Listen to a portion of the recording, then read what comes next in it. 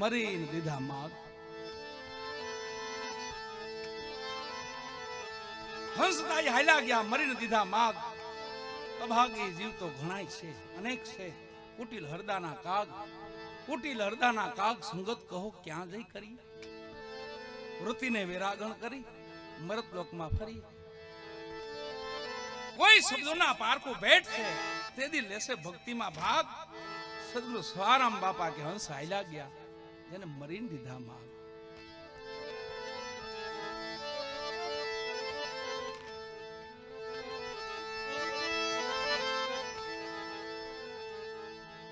કઈ ભજન કે પુણ્ય કઈ હોય ને તો વાંધો ન આવે, નકર આત્માને આ ખોળિયું છોડવું પડે ને કેટલી વેદના થાય ખબર. કઈ પુણ્ય હોય, પુણ્યશાળી આત્મા હોય તો ન વાંધો આવે, તો ધીમે ધીમે નીકળી જવાય. પણ જો કાંઈ ન હોય અને હાવ કોરું ખેતર હોય, બીડ જેવું ખેતર હોય, એમાંથી નીકળવું કઠણ થાય.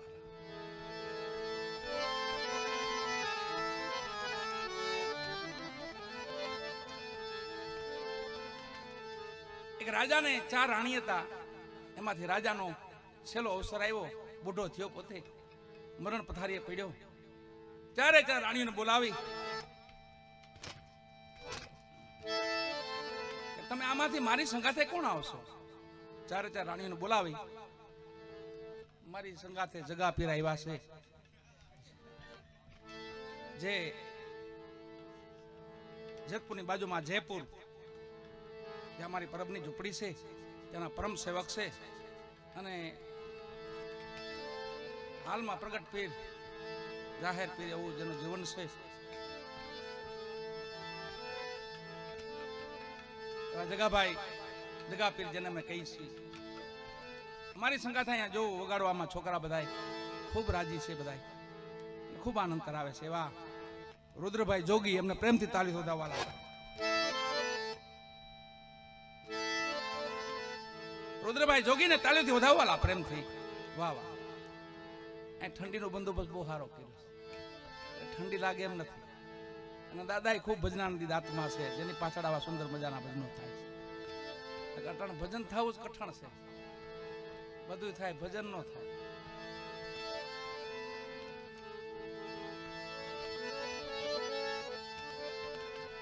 એવા બાજુમાં જયેશભાઈ, એ પણ આપણા ઉસ્તાદ છે, પ્રેમથી એને તાલીઓથી વધાવો. વિશાલ, અમારા વિશાલભાઈ ને પ્રેમથી તાલીઓથી વધાવો. ઓહો, પ્રેમથી ડબલ તાલીઓથી વધાવો. આજે એમનો જન્મદિવસ છે. તુમ જીઓ હજારો સાલ, એ મેરી હે આરજુ. હારું વગાડવાળા, હારા બજાવવાળા, હારા સાંભળવાળા, એ તો 150 વર્ષ જીવે ને તો મજા આવે.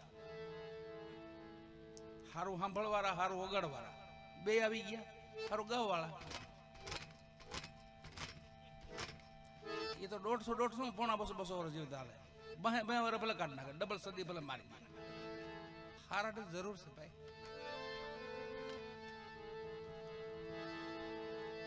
એવા મારા સુંદર મજાના વાસુંકી સાઉન્ડ દાદા, વાસુંકી દીપુભાઈ, પ્રેમથી તાળીથી વધાવો.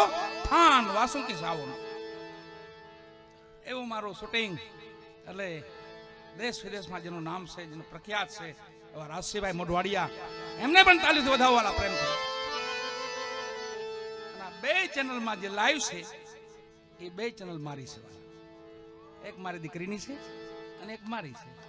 પણ આવશે 2માં ભજનો, બીજું કાંઈ નહીં આવે. ઝઘડા કે ડખા કે એવું કાંઈ નહીં. ભજન કે સત્સંગ એવું કાંઈ સાંભળવું હોય એ અમને આવડતું એટલું, એમ વધારે તો બહુ અમને નહીં. જેટલું અમને ફાવે એટલું બોલી, અને જેટલો અનુભવ થાય એટલી વાતો કરી. આપણા ગામ આવ્યા તો એની વાત કરીએ. હવે આ ગામ જોયું જ નથી તો વાત શું કરવી.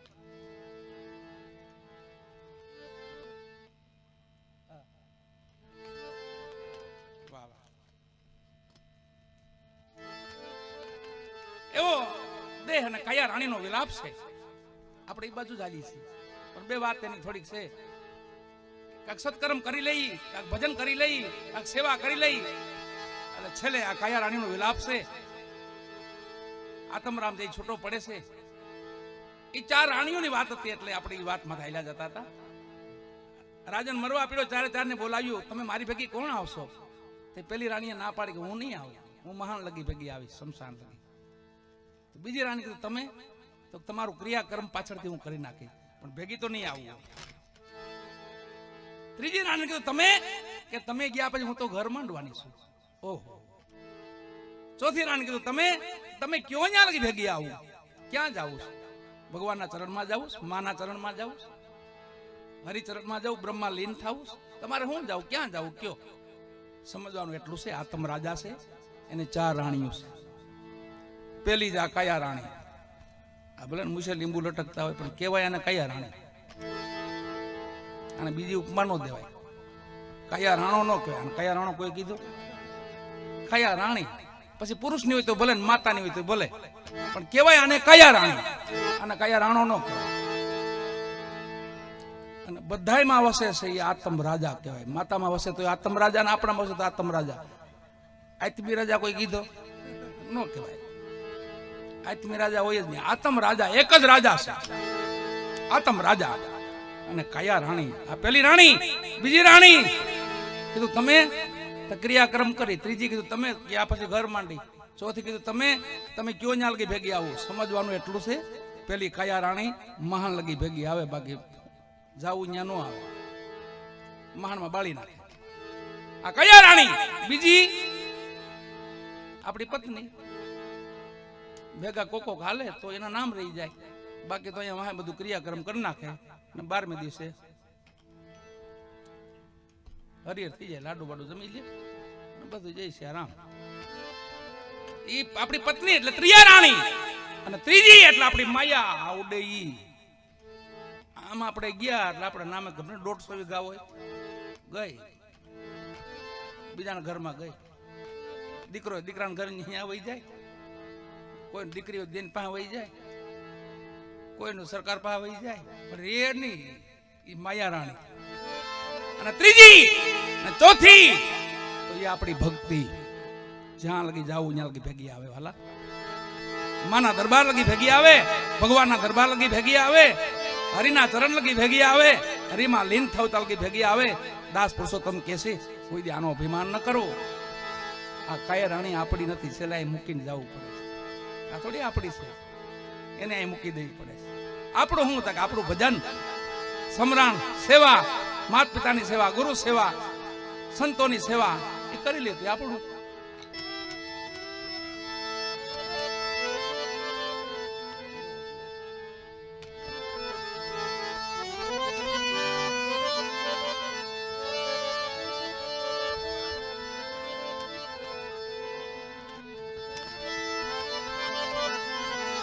કઠણ ચોટ કાળની મરણ મોટેરો માર.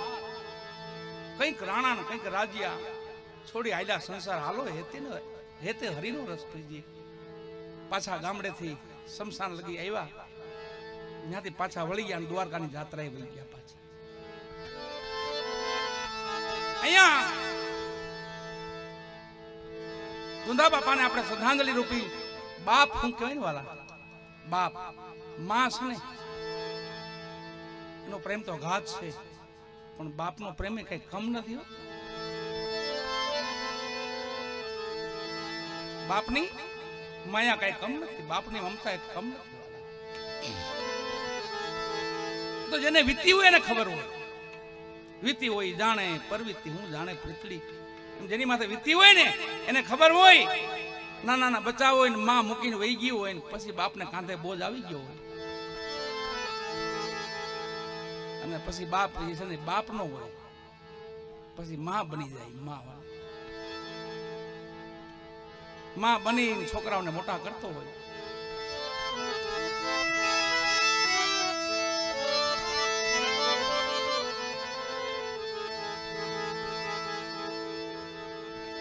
અમુક દુઃખ તો પરાકાષ્ઠ દુઃખ છે, અમુક દુઃખ છે ને પરાકાષ્ઠ દુઃખ છે. એક બચપનમાં કોઈની માં નો મરે, બચપનમાં કોઈનો બાપ નો મરે, યુવાન કોઈનો ભાઈ નો મરે,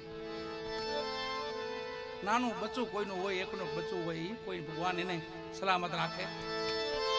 આ બધી વેદનાઓના દુઃખ છે, એ મૃત્યુ લોકના દુઃખ છે અહીંયા, અને એ બધું સહન કરવાની શક્તિ આપણે મા ભગવતી આપણી એ આપે આપણને, આપણે ધણી આપણને શક્તિ આપે. એક બાપની વેદના છે. અમારા મહાપુરુષ એટલે અમારા ઇન્દ્ર ભારતી બાપુ રુદ્રેશ્વર જાગીર એ વેદના લખે છે. બાપની પણ કાંક વેદના છે, માની વેદના છે ને એમ કાંક બાપની પણ વેદના છે. કે છે ઇન્દ્ર ભારતી બાપુ,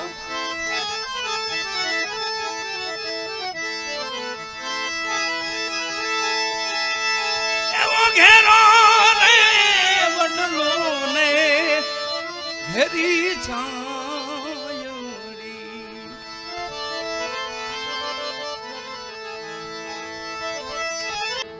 કે જવાનું નહીં, કોઈને આવવા દેવાના નહીં. ખાલી ભયમાં જો આવું થતું હોય તો કોઈ ભજન કરેલો આત્મા હોય ને તો વાંધો ન આવે. કોઈ પુણ્ય કરેલો આત્મા હોય એની પાછળ આવું થાય હો. બધાય પાછળ આ ન થઈ શકે. ભલે ને તમારી પાસે અબજો રૂપિયા હોય, ખરબો રૂપિયા હોય, અતિ બલવાન હોય, અતિ શક્તિશાળી હોય, પણ ભજન ન થાય વાલા. ભજન તો તમે ભજનના આત્મા હોય, કોઈ ધર્મના આત્મા હોય, કોઈ પુણ્યના આત્મા હોય, એની પાછળ ભય ન હોય.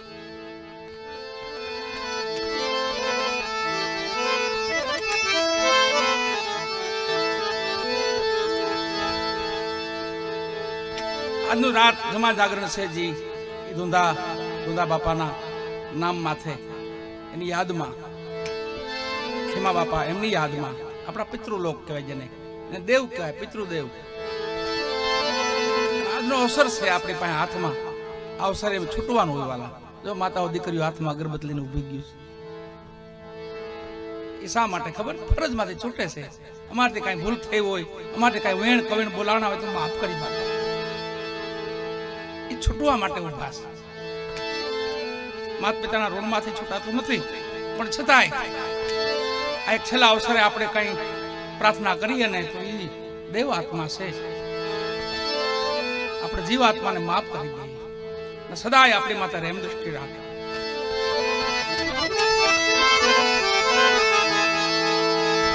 દિવસ કઠણ છે પણ એની સહન કરવાની શક્તિ મા ભગવતી કુળની દેવ આપણી હોય, આપણી ભગવતી હોય, એ આપે આપણને દુઃખ સુખ બે સહન કરવાની શક્તિ આપે. માં ભગવતી કુળદેવ એ આપણને બધી શક્તિ આપે, દુઃખ સહન કરવાની પણ આપે, અને અતિ સુખ કદાચ આવે તો એ સહન કરીએ કે આપણે. સંતો ભક્તો એ બે સરખાર્યા, બે માં હરખાર્યા. હરક શોક ની કોઈને આવે ને અડકી, હરક શોક ની જેને આવે ને અડકી પાનબાઈ એને આઠે પોર આનંદ. જીવનમાં સમજણ આવી જાય ને એટલે પછી મજાથી તમે તારે જીવો. ભગવાને પ્રેમથી આપણને હોવર આપ્યા છે, હુકમ નો જીવી વાલા. એનું કારણ કે કાલે તો આપણે શિર ઘાત, આ ઘાત તો આપણી માથે છે. હાલો એતે હરિનો રસ પીજી. એના સગા દીકરા માથે ઘટના ઘટેલી ઈ વાણી છે. યુવાન દીકરો સગો એનો ધીરા ભગત નો યુવાન દીકરો. ધીરા ભગત વડોદરાની બાજુમાં ગામડું, બ્રાહ્મણ હતા પોતે. એનો વ્યવહાર કરવામાં આવે છે. માને કહે છે કે માં મારે લગ્ન નથી કરવા, મારે સંસાર નથી માંડવો, મને સંસારમાં કોઈ રુચિ નથી, મારે 68 તીર્થની યાત્રા કરવી છે, 4 ધામની યાત્રા કરવી છે. તો હું માં આ બધી જંજાળમાં આવી જાય છે કે બેટા તારો વ્યવહાર તો કરવો પડે, કેમ કે વિધવા હતા પોતે. એના પિતાજીનું બચપનમાં અવસાન થઈ ગયેલું અને માતાએ મોટો કરેલો ધીરા ભગતને. અમુક ઉંમર પછી વ્યવહાર થયો, કીધું માં તો એક કામ કર, આપણા પરિવારમાં ગોત એવું પાત્ર મળે ને મારો અધવારો માંડે તો હું વ્યવહાર કરું, લગ્ન કરું. એવું માએ ગોત્યું તો એવું પાત્ર મળી ગયું, માતા એવી મળી. કીધું કોઈ વાંધો નહીં, હું ધીરાનું અધવારું માંડીશ બસ. એક દીકરાના બાપ થયા પોતે, અને પછી રજા લીધી મા પાસેથી, પત્ની પાસેથી, દીકરા પાસેથી વિદાય લીધી. મારે 68 તીર્થની યાત્રા કરવી છે, 4 ધામની યાત્રા કરવી છે. હું પાછો જીવતો રહીશ ને તો પાછો વળીશ, પાછો આવીશ. મારા જાજીરા જોહાર તમને બધાને. એટલું કહીને ધીરા ભગત હાલતા થયા વાલા. એ વાતમાં 25 વર્ષ વીતી ગયા. 4 ધામની યાત્રા કરી લીધી, 68 તીર્થની યાત્રા કરી લીધી. અને પાછું વતન યાદ આવ્યું, માં યાદ આવી, દીકરો યાદ આવ્યો, પત્ની યાદ આવી. ઓહો, આ બધા શું કરતા હશે? હાલે જરા ઘુમરો મારું બાજુ ભલા આટો માર્યો ને અને ગામડાને ઝાપે પહોંચ્યા ને તો સામેથી એક નનામી મળે. અર્થી જેને કહી આપણે નનામી, એ છે આમ નામ વાળી છે, પણ કઈ કામ ન કરીને તો નનામી થઈ જાય. કોઈ ધર્મનું કામ ન કરી, કોઈ સેવાનું કામ ન કરી, તો માનું ભજન ન કરી, હરિભજન ન કરી, તો નનામી જ કહેવાય. નકર તો આ નામ વાળી છે, જાય તો જગત યાદ કરે. ઓહો, વહી ગયા ભાઈ, આવું બની ગયું, આવી ઘટના ઘટી. એ યાદ વાળી છે, નામ વાળી નનામી. હા, મેં નનામી હાલી આવે. ધીરા ભગત હજી ઝાપામાં જ કોઈ ગયા હતા હોય ને, ગામના વતનમાં. દીકરાનો મોહ જોવા જતા હતા, માનું મોહ જોવા જતા હતા, બધાના દર્શન કરવા જતા હતા પોતે.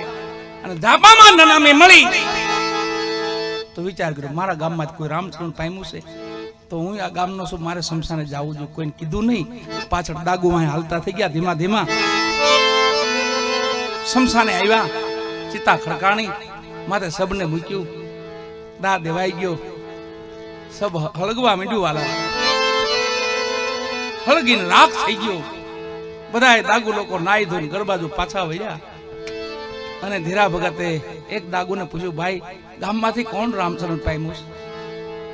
જેને એ મળવા આવતા હતા, જેનું મોઢું જોવા આવતા હતા, એ દાગુ એને કીધું કે અમારા ગામમાં એક ભગત હતા, ધીરા ભગત. એ તો યાત્રાએ ગયા છે, સામે ભગત જ ઉભેલા હો, પણ ઓળખ નહીં, ઓળખે નહીં. 25 વર્ષના વાણા વાઈ ગયા ને, અરે ઓળખ મટી ગયેલી. અમારા ગામમાં એક બ્રાહ્મણ રહેતા હતા, ધીરા ભગત. એનો એકનો દીકરો હતો યુવાન. આ એનું ચિતા જલેશ ભાઈ. એટલું કઈ ઈ દાગુ વહી ગયો. જેનું મોઢું જોવા જતા તેની ચિતા માથે ઉભા રહ્યા. અને બાજુમાં દ્રષ્ટિ કરીને જોયું ને તો લાકડા પડેલા હો, એમાંથી ધુવાડાના ગોટા નીકળતા હતા. ન્યા વાણીનું સર્જન થયું. વાલા સંસાર ધુવાડાના બાચકા, હારે આવે ન કોઈ, રંગ પતંગનો ઉડી જશે, રેસે આકડાનો થોર. હાલો હેતે હરિનો રસ પીજી. પાછા ગયા નહીં, દ્વારકાના જાત્રાએ ગયા પાછા. હવે છેલ્લે દ્વારકાધીશના ચરણે વહી જાવ અને એના દર્શન કરી લઉં, પછી બધી મારી તમન્ના પૂરી થઈ જાય. છેલ્લે ધીરા ભગતે દ્વારકાધીશના દર્શન કર્યા અને બાજુનું નંદાણા ગામ છે ત્યાં પોતે સમાધિ લીધી. જેના જીવનમાં કઈ સમજણ આવે ને તો ફેર થઈ જાય. વાલા એની હાલમાં ફેર પડી જાય. દોડતો હોય ને ધીમે હાલવાનું, તે સમજી લેવું કે આ થોડું સમજ્યો. બાકી જો સીધી પટ્ટી કાઢે તો સમજવાનું કે આ નો ખાડો જોવે, નો ખબડો જોવે, નો માર્ગ જોયો હોય કે ના ધોડો સીધા. એવું નથી. વાળા સમજણ આવી જાય ને એટલે મજાનું ધીમે ધીમે હાલ્યા જાય. કોઈ સાંભળ્યું હાથી દોડતા જોયો? કોઈ હાથી કોઈ દોડે જ નહીં, એની મસ્તીમાં ચાલ્યો જતો. આમ એવું જીવન છે કા? આપણે હાથીથી મહાન છે તો ગજરાજ છે, પણ માનવ હોતા છે ને એ તો હાથીને અંકુશ મારી વંશ કરે. માનો તો એવો છે. વાલા હાથી એટલો ધીમો હાલતો માણસ કેટલું હાલવું જોઈએ? કોકને પૂછીને પગલું ભરાય, ભાઈ પગલું માંડું? બાપુ માંડો તો માંડી દેવાય. કેમ 10 જણા જોયું પછી વાંધો ન આવે. એમ ભજન છે અનુભવનો મલક છે. આમાંથી સમજણ મળે આપણને. થોડીક ધીરું હાલવાની સંતો મહાપુરુષો શીખવાડે છે. હોવર આપ્યા હું કામ પસામાં પૂરા કરી નાખો છો? પૂરેપૂરા હોવર આપ્યા છે આપણે. એને થોડી થોડીને આપણે પસામાં પૂરું કરી નાખી. બોલો એવું નથી. બહુ એવી ખોટી દોટ ન મૂકવી, માયા હાટું ન મૂકવી. કોઈ વસ્તુ નાશવંત છે, જેટલી દેખાય છે એ બધી વસ્તુ નાશવંત છે. આપણે સહીન તાલ ગયા બધું છે. મંડપ જો ને, સ્ટેજ ને, પેટીઓ, આગણી બાપુ ને એક વિસાણી એટલે જય શ્રી રામ બધું પડ્યું. એમ પછી એ દિવસ ને યાદ રાખવાનું. એક દી મરી જવું છે, એક દી વહી જવું છે. એટલે થોડાક ધીમા પડી જાય. મારું દીકરું દોડાઈ રહ્યો, ક્યાં ભટકી જાય.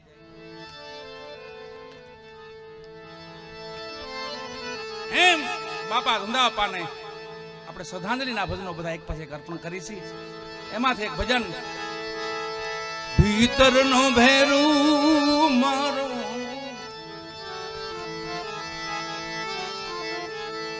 આત્મો ખોવાયો રામ માર્ગનો ચીદનારો ભૂમિયો ખોવાયો વાતે રે જનારા કોઈએ જોયો હોય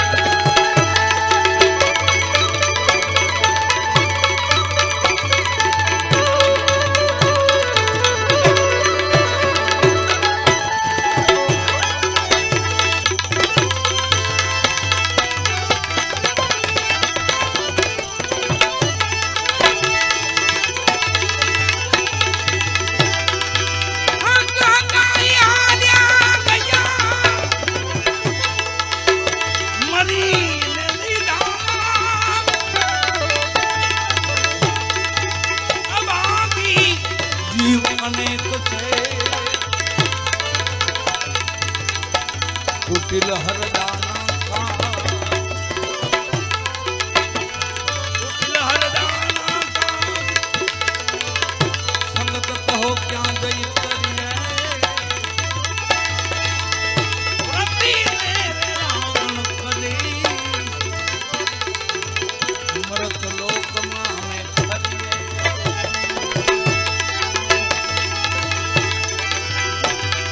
સત્યના પાર કુબેર છે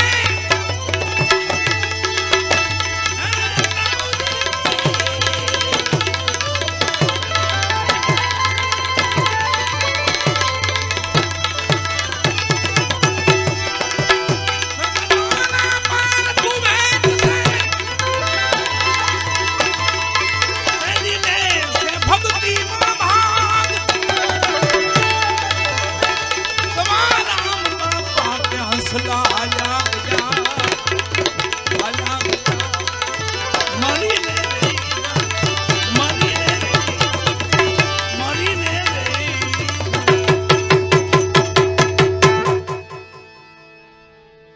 સદગુરુ સવારામ બાપા કે હંસલા હતા એ હાલ્યા ગયા